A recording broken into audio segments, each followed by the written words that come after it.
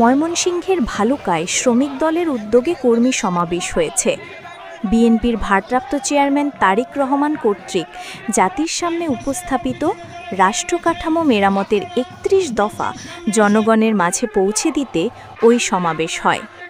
বিকেলে ভরাডোবা ইউনিয়নের বিভিন্ন ওয়ার্ডের উদ্যোগে কর্মী সমাবেশ অনুষ্ঠিত হয়।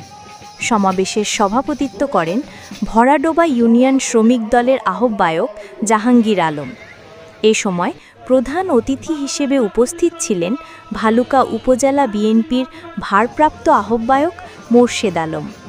বিশেষ অতিথি হিসেবে উপস্থিত ছিলেন উপজেলা বিএনপির যুগ্ম আহ্বায়ক সালাউদ্দিন আহমেদ, যুগ্ম আহ্বায়ক মুজিবুর রহমান, উপজেলা শ্রমিক দলের সভাপতি সৌমিক হাসান সোহাগ, সাধারণ সম্পাদক শাহ মোহাম্মদ সুজন সহ সংগঠনের নেতাকর্মীরা।